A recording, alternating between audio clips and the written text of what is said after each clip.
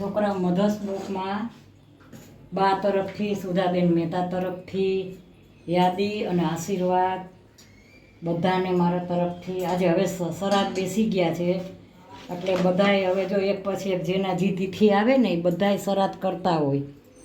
જેની જે તિથિ હોય, ગુજરી ગયા હોય ને એની તિથિ હોય, જન્મદિવસની હંમેશા તારીખ હોય. તો જેની તિથિ હોય એ તિથિ કરવાની. ચોથ હોય, પાંચમ હોય, 11 હોય, મારા સાસુનો 11 મારા હસબન્ડનું ચોથનું છે, બધાનું એવી રીતે હોય. અવારનવારી પિતૃનું કાર્ય કરવાનું. બાકી આજે હું રસોઈ બનાવું છું, લીલી ચોરીનું શાક બનાવું છું, લસણવાળું. આ લસણ ખાંડ્યું છે. આ લીલી ચોરીનું શાક ને આ ભાત છે. આ ભાત હું 3 પાણીએ ધોઈશ ને પાણી મૂક્યું છે. આ પાણીએ હું પલાળીશ. શાક ને ભાત બનાવું છું એટલા. કાલે મેં છે ને ખીર ને પૂરી મેં કાલ બનાવ્યા હતા. ભાત બને છે. આ ભાત બને છે. થોડાક વાર લાગશે. તેલ મૂક્યું છે. હું ચોરીનું શાક વઘારું છું. હાલો, ચોરીનું શાક વઘારું છું. મેં રાઈ નાખી છે.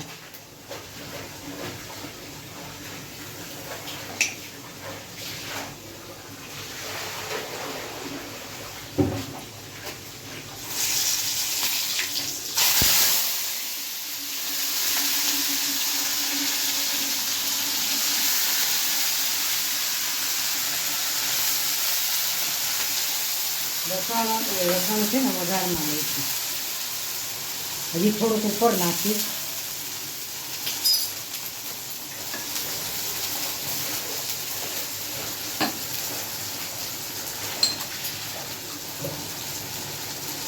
લીલોતરીમાં તમારે લસણ નાખવું જ પડે.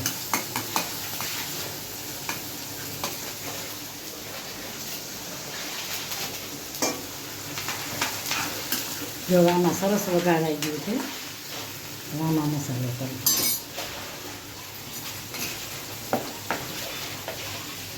આ ટમેટા ને મરચાં છે, 2 ટમેટા ને મરચાં. આ લસણિયું શાક બનાવું છું. આ શાકને કોઈ એમ કે ને મને આ શાક ન ભાવે, ભાવે જ. મીઠું આમાં બહુ જોઈને નાખવાનું. હળદર,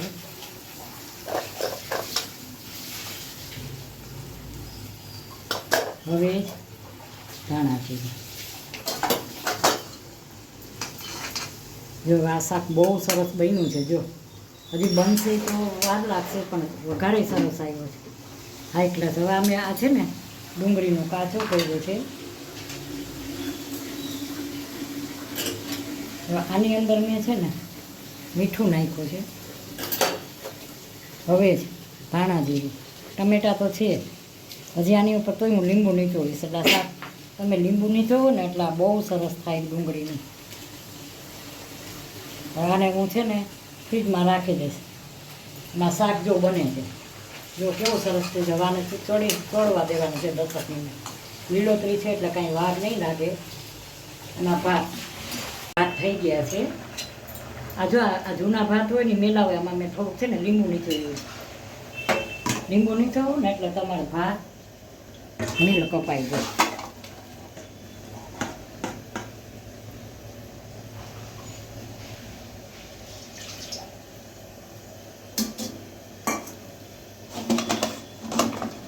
હાલો, આ સરસ ભાત બની ગયા છે. આનું હું છે ને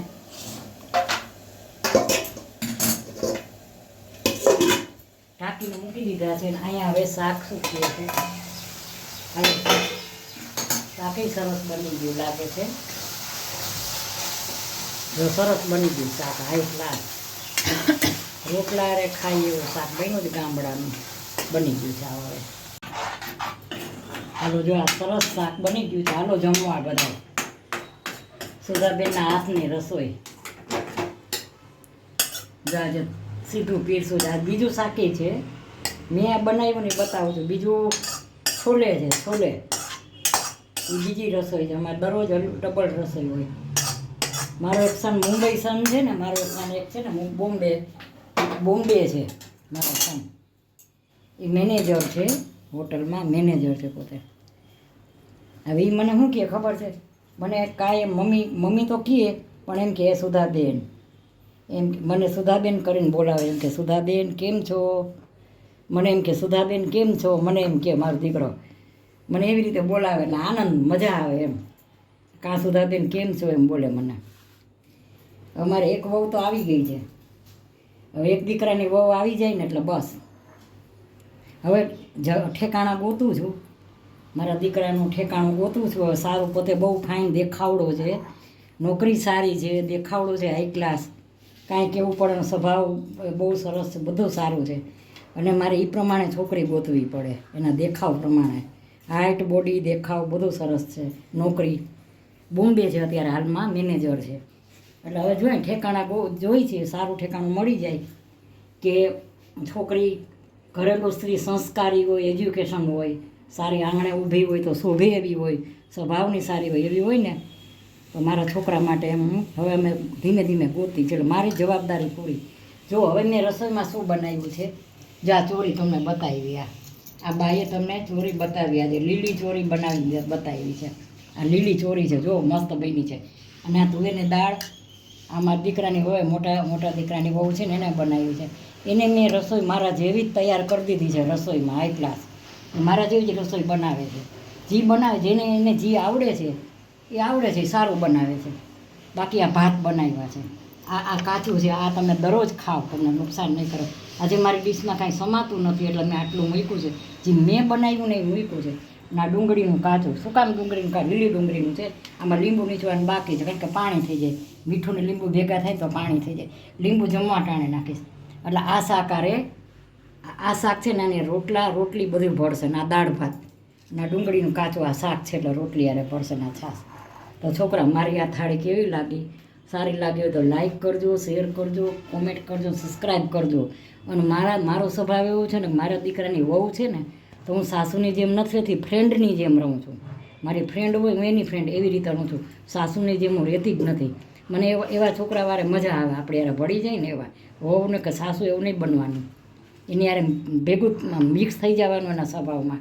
આપણી દીકરી જ છે એમ રહેવાનું, સાસુ જેવું વર્તન નહીં કરવાનું, પાવર નહીં કરવાનો, હળી મળીને રહેવાનું. બસ આ મારો સ્વભાવ છે અને હજી છે.